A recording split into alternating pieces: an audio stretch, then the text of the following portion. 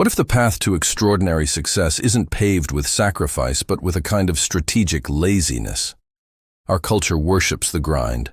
We're told to risk it all, to go all in on our dreams. That high risk equals high reward. We celebrate the founder who mortgages their house and the artist who starves for their craft. This is the story of the noble struggle, the symmetric bet, where the pain of your potential loss is designed to mirror the pleasure of your potential gain. But what if this entire model is a trap? What if the smartest people in the room aren't taking the biggest risks, but the smallest ones? This is the philosophy of asymmetric risk, a concept so simple it feels like cheating. In short, it's a bet where the potential downside is small, fixed, and survivable, while the potential upside is enormous, unpredictable, and potentially life-changing. It's an investment of $1 with a chance to win 1,000, not just a chance to win 2. In this video, we're not just going to define a financial term. We are going to deconstruct the very idea of hustle, explore the psychology that traps us in cycles of fruitless effort, and build a new framework for how to approach our careers, our creativity, and our lives. We're going to find the games that are rigged in our favor. Most people think a side hustle is about trading your free time for more money.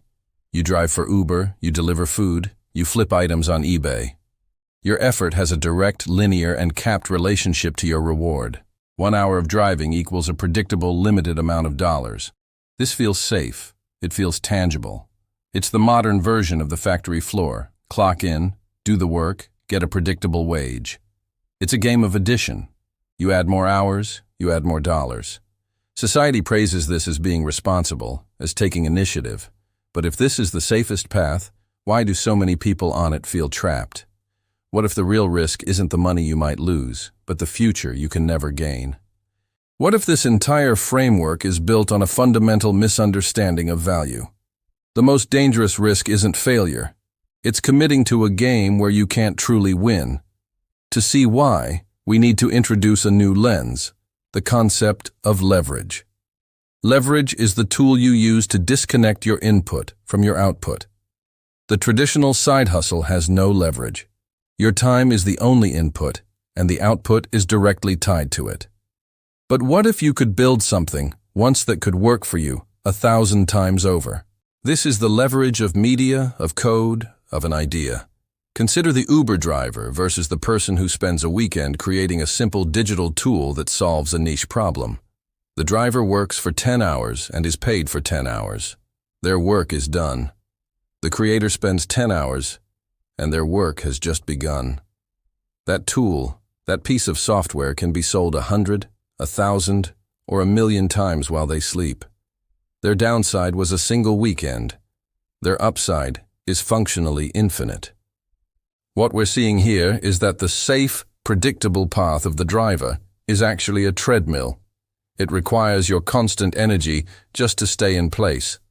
The creator's path, which looks risky because the initial reward is zero, is actually the one with the built-in safety net and the uncapped potential.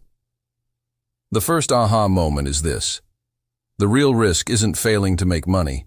It's choosing to spend your life on a treadmill instead of building a rocket ship, no matter how small. If everything we've said is true, then we have to confront the most celebrated narrative in modern ambition, the all-in startup founder.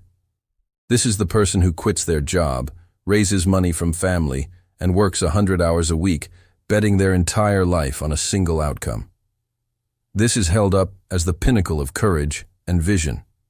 But through the lens of asymmetric risk, it's the single worst bet you can possibly make. The downside is catastrophic: bankruptcy, broken relationships, psychological ruin. The upside, even if you succeed, is just one of many possible positive outcomes. You've bet your entire universe for a chance to win a single star system. This isn't a symmetry in your favor, it's asymmetry working against you. The immense gravity of your potential failure actively crushes your ability to think clearly and creatively. This glorified path of total sacrifice is, for the vast majority, a statistical graveyard. If this heroic journey is actually a fool's errand, then what does a truly intelligent bet actually look like? To answer that, we have to stop looking at what we can gain and start focusing on what we cannot afford to lose. The reason we choose the treadmill, the reason we fall for the siren song of the all-in bet, is fear. We fear uncertainty. A job, even one we dislike, offers a predictable paycheck. Driving for a delivery app provides an immediate, tangible reward for our time. Creating something from nothing, a book, a podcast, a piece of software, offers absolutely no guarantee. Its path is shrouded in fog, so we choose the certainty of mediocrity over the possibility of greatness. We are biologically wired to avoid the ambiguity of the unknown. An asymmetric bet requires you to be comfortable with getting zero reward for your efforts for a long time. It demands that you walk into the fog. To illustrate this, think of the historical difference between a craftsman and an artist. A craftsman, like a blacksmith, knew that a certain number of hours and a certain amount of skill would produce a sword that could be sold for a predictable price. An artist, like a painter, could spend the same hours and produce a masterpiece that no one would buy. For centuries, being a craftsman was a viable career. Being an artist was a path to poverty. But technology has changed this equation. Today, you can be a craftsman in your day job, a safe, predictable source of income, and you can be an artist on the side, making asymmetric bets with your creativity without risking starvation. You can write your novel, build your app, or record your album with a downside that is limited only to your free time. But I know what you're thinking. What about passion? What about doing something purely for the love of it, with no thought of reward? That single act of creation, a short story written and never shared, a song recorded and kept on a hard drive. Surely this is the most noble pursuit, and it seems to refute this entire framework of risk and reward. This is the ultimate counterargument. But when we apply our lens one last time, we see something beautiful.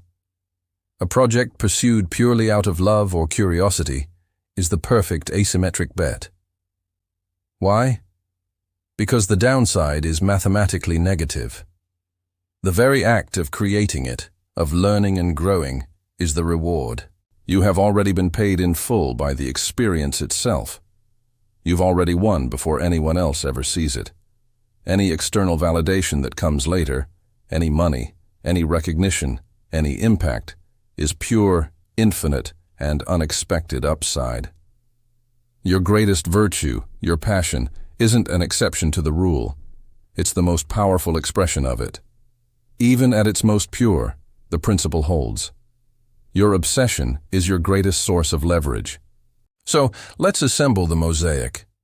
We started with the common myth of the grind, the idea that effort must be proportional to reward. We dismantled it by introducing the concept of leverage, showing how you can decouple your time from your outcome. We saw how the celebrated all-in approach is a statistical trap, a symmetric bet disguised as a heroic journey. We understood that the fear of uncertainty is what drives us to the safety of the treadmill. And finally, we saw that even our purest passions are, in fact, the most powerful asymmetric bets we can make, because the work itself is the reward. The final breaking point, the moment this philosophy truly clicks, is when you stop seeing your time as a resource to be exchanged for money and start seeing your curiosity as a seed you can plant in low-risk soil for a potentially massive harvest. Now that we understand the machine that drives intelligent risk, what does it actually mean for your next decision? How do you find these hidden opportunities? The answer low changes everything.